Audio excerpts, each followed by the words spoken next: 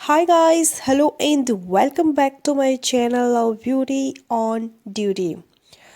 So guys, आज के इस वीडियो में मैं जिस टॉपिक पर बात करने वाली हूँ वो है पहले पीरियड के लिए बेटी को कैसे तैयार करें। तो ज़्यादातर महिलाओं को अपने पहले पीरियड का अनुभव हमेशा याद रहता है और हम में से बहुत सी महिलाओं को यह भी लगता है कि काश वह अपने पहले पीरियड के लिए थोड़ी और तैयार होती या उन्हें इसके बारे में और ज़्यादा जानकारी होती।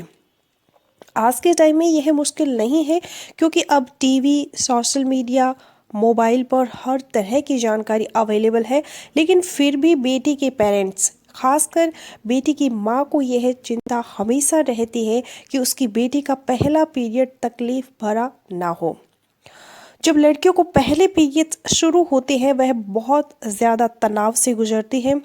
उनके मन में इनको लेकर हर तरह के सवाल आते हैं और जो लड़की अपने पहले पीरियड के लिए तैयार रहती है वह अक्सर इसका सामना और भी अच्छी तरह से कर पाती है।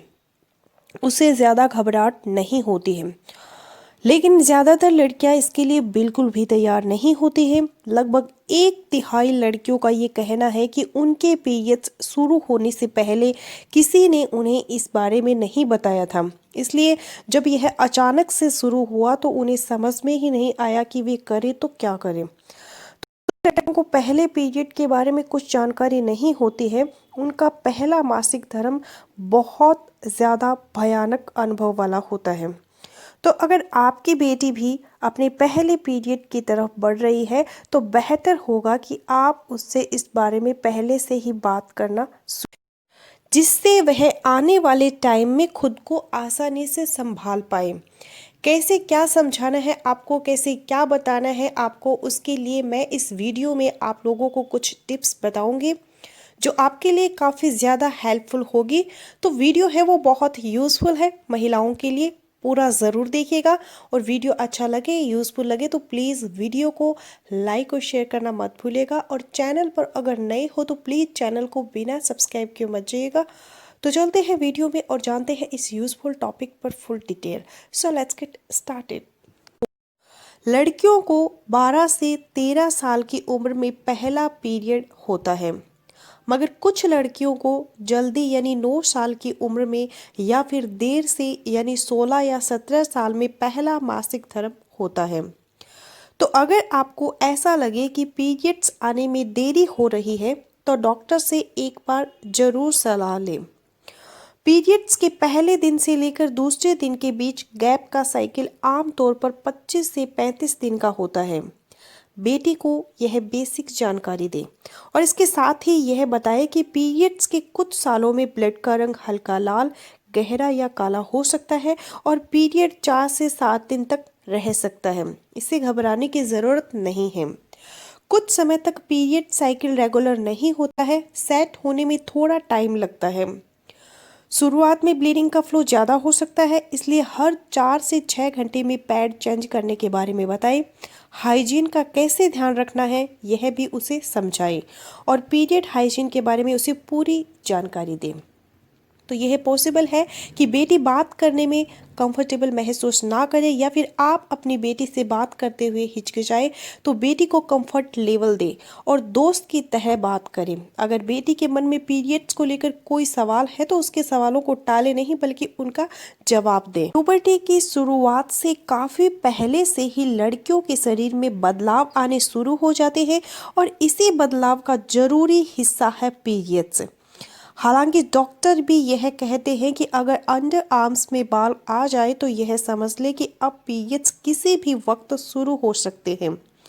तो बेटी को बताएं कि पीरियड्स कोई बीमारी नहीं है, यह शरीर में हो रहा एक बदलाव है और इससे डेली रूटीन के कामों पर कोई फर्क नहीं पड़ता। तैयारी कैसे करनी है तो उसके लिए आप एक पीरियड किट बनाएं। स्कूल में या घर के बाहर बच्चे को पीरियड्स आ जाए तो वह इसके लिए पूरी तरह तैयार हो, तो इसके लिए किट की तैयारी ज़रूरी है। आजकल दोनों पेरेंट्स वर्किंग है और ऐसे में यह पॉसिबल है कि बेटी के पहले पीरियड्स के दौरान आप उसके साथ ना हो या बेटी को अकेले ही सब मैनेज करना हो, तो इसके लिए पीरियड्स किट को तैयार करके रखना ज़रूरी है। तो इसके लिए आप एक जिप पाउच में 3 size sanitary napkin pads, panty का एक पेयर और एक्स्ट्रा पेपर बैग या टिश्यू पेपर किट में रखें और बेटी को हर समय इसे साथ रखने के लिए कहें। इसके अलावा एक किट आप अपने बैग में भी रख सकते हैं ताकि जब भी उसको ज़रूरत पड़े तो वह काम आ जाए। उसे समझाएं कि यदि अंडरवियर ब्लीडिंग की वजह से खराब हो जाए तो उसे पेपर बैग या फिर टिश्यू में लपेटकर बाथरूम के डस्टबिन में फेंक दें और किट में रखा नया अंडरवियर का इस्तेमाल कर लें और बैकअप प्लान भी तैयार रखें। शुरुआती दिनों में बेटी को पीरियड्स की समस्याओं से गुजरना ही होगा, तो ऐसे में अगर उसे लीकेज या फिर स्पॉटिंग की दिक्कत हो जाए और आप आसपास ना हो तो वह किससे इस बारे में बेझिझक बात करे, यह आप उसे समझाएं। कोई भी उसकी दोस्त या फिर टीचर, कोई भी ऐसा इंसान जिस पर वह पूरी तरह से ट्रस्ट कर सके।